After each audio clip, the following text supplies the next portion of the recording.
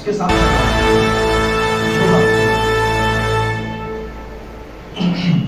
اور یہاں اس کیس کے بارے میں زیادہ بات کرنے کے بجائے میں اس پہ بات کروں گا، تو اس پہ تفصیل عبدالواحد بھائی نے بھی بتا دی ہے اور مسلسل یہ آتا جاتا رہا ہے۔ دیکھیے، اگر آپ کسی کے ساتھ احسان کرتے ہیں، احسان کرنے کا مطلب ہے کہ آپ اس کے ساتھ نیک سلوک کرتے ہیں، اس کی مدد کرتے ہیں، تو وہ آپ کا کیا ہوگا؟ دوست بنے گا۔ لیکن اگر آپ اس کو ستاتے، آپ اس کو مارتے پیٹتے، کسی بھی طرح سے آپ اس کو ٹارچر کرتے ہیں، تو آپ اس سے کیا امید رکھتے ہیں؟ ایک چیز ہوتی ہے غلطی، انسان ہے، انسان سے غلطی ہو جاتی ہے، تفتیش میں یا گرفتاری میں ہو سکتا ہے کہ تفتیشی ایجنسیوں سے، پولیس سے غلطی ہو جائے، لیکن ایک ہوتا ہے جان بوجھ کے غلطی کرنا، اور ہم یہ دیکھ رہے ہیں کہ تفتیشی ایجنسیوں سے، پولیس سے غلطی ہو نہیں رہی، بلکہ وہ جان بوجھ کے غلطی کر رہے ہیں۔ اور اسی کیس کو کیا آج کہیں کوئی اخبار دیکھ لیجیے تو اس میں کہیں نہ کہیں اس طرح کی خبر مل جائے گی، یہاں ایجنسی یا پولیس کے ذریعے کسی کو ٹارچر کیا گیا ہوگا، کسی کو ستایا گیا ہوگا۔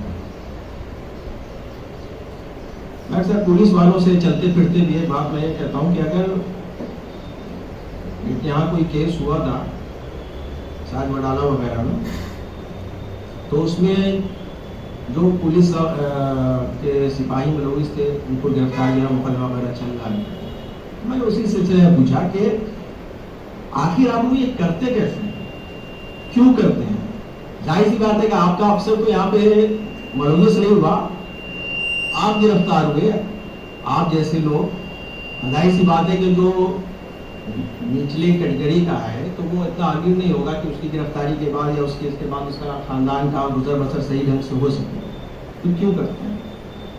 تو بولتا ہے یہ ہمارا اوپر کا دباؤ ہوتا ہے کہ ہم نہیں کریں گے تو نوکری سے نکال دیا جائے گا۔ تو انصاف ضروری ہے، تو پولیس انصاف کے لیے پہلی امید جو تھی وہ پولیس اور تفتیشی ایجنسی تھی، لیکن یہ دونوں سے امیدیں ختم ہو چکی ہیں، اسے امید نہیں ہے کہ یہ انصاف کے لیے کچھ کریں گے۔ دوسرا عدلیہ کا کردار آتا ہے، کورٹ کا کردار آتا ہے۔ بابری مسجد کا جب سپریم کورٹ سے فیصلہ آیا تو لوگوں نے اپنے اپنے ریئیکشن دیے، تو ہمارے ایک دوست نے ریئیکشن دیا کہ اگر وہ یہ فیصلہ نہ کرتا تو کیا کرتا؟ میرا اس وقت بھی جواب تھا، آج بھی جواب تھا کہ اگر ہم اپنی کسی ذمہ داری کو ادا نہیں کر سکتے ہیں تو ہم استعفیٰ دے دیں گے، الگ ہو جائیں گے۔ ٹھیک ہے، کسی کو جج لویا نہیں بننا ہے تو الگ ہو جائے کیس سے۔ جج لویا کے بارے میں جانتے ہوں گے، کئی تفتیشی وہ آ چکے ہیں اور وہ ایک جرنلسٹ ہیں، انہوں نے بھی ایک ہندی میں کتاب لکھی ہے، ان کو ریٹرن وہ دیا گیا کہ یہ فیصلہ کرو، انہوں نے اسے منع کر دیا اور وہ کس حالت میں ان کی موت ہوئی وہ ساری تفصیلات اس میں موجود ہیں۔ تو اگر جسٹس لویا نہیں بننا ہے تو آپ کو الگ ہو جانا ہے۔ تو وہی ابھی دیکھیں جیسا عبدالواحد نے کہا کہ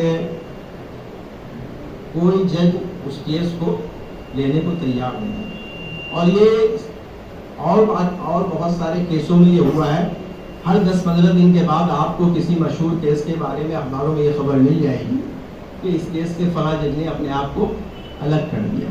یہ اسی دباؤ کا نتیجہ ہوتا ہے، اور عدلیہ پہ اسی دباؤ کی وجہ سے اور منصف کو اپنی ذمہ داری ادا نہیں کر پانے کی وجہ سے آج یہ ہے کہ انصاف عوام کے لیے نہیں رہ گیا، بہت خاص لوگ پیسے دے کر انصاف خرید رہے ہیں۔ دیکھو ایک ایسے آدمی کو جس نے کوئی جرم نہیں کیا، آپ نے زبردستی اس کو محفوظ کیا، برسوں تک جیل میں رکھا، تو یہ میں سمجھتا ہوں کہ انسانیت کے خلاف یہ بہت بڑا جرم ہے۔ لیکن اس کو اس نوعیت سے آج تک نہیں اٹھایا گیا کہ انسانیت کے خلاف ایک جرم ہے اور اس پہ مقدمہ ہونا چاہیے۔ ایک چیز اور دیکھتے ہوں گے کہ عدلیہ میں کسی فیصلے کے کسی کیس کے تعلق سے جج ایک سخت ریمارکس دیتے ہیں، لیکن وہ ریمارکس ان کے فیصلے میں نظر نہیں آتا۔ جیسے سپریم کورٹ کے ابھی ہمارے چیف جسٹس جو ہے وہ سخت ریمارک پاس کرتے ہیں، فیصلے میں وہ چیز نہیں جھلکتی۔ جو ریمارکس وہ ذاتی طور پہ دیتے ہیں، آف ریکارڈ دیتے ہیں، وہ اگر ان کے فیصلے میں آنے لگے تو کچھ انصاف کے لیے امید بن سکتی ہے، اور وہ لوگ جو انصاف حاصل کرنے میں ابھی تک ناکام ہیں ان کے لیے کوئی راستہ کھل سکتا ہے۔ اب سوال یہ ہے کہ کورٹ سے بھی ہمیں انصاف کی امید نہیں ہے، تو پھر کیا کیا؟ تو اب ایک تیسرا آپشن ہے سول سوسائٹی کا۔ سول سوسائٹی جتنی زیادہ مضبوط ہوگی اتنی ہی انصاف کی امیدیں ہو پائیں گی۔ آپ دیکھیں جیسے یہاں نا انصافی ہوتی ہے، امریکہ میں بھی ہوتی ہے۔ وہ بلیک لائف میٹر میں آپ نے دیکھا ہوگا کہ ایک بلیک کو پولیس افسر نے گردن پہ پیر رکھ کر کے اس کو دم گھٹ کے مار دیا تھا، تو اس پہ وہاں ایک ہنگامہ ہوا تھا، تو سول سوسائٹی سامنے آئی تھی اور سول سوسائٹی نے انصاف کو یقینی بنایا۔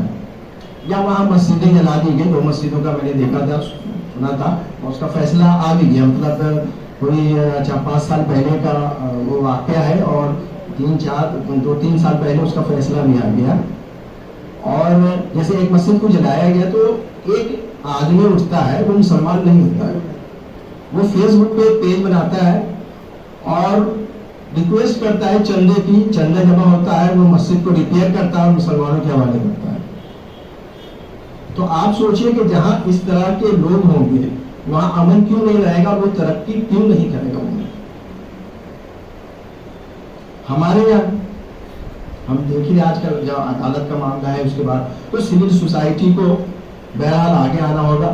سارا دار و مدار اب جو ہے وہ سول سوسائٹی پہ۔ سول سوسائٹی جتنی زیادہ متحرک ہوگی، سول سوسائٹی جتنی زیادہ جرأت اور بے باکی سے آگے بڑھے گی، اتنی انصاف کے لیے اور کمزوروں کے لیے، کمزور کے ساتھ مساوات کے لیے راہیں کھلیں گی، راہیں آسان ہوں گی۔ اس کے علاوہ کوئی دوسرا چارہ نہیں ہے۔ عدلیہ کو بھی سول سوسائٹی ہی بیدار کر سکتی ہے۔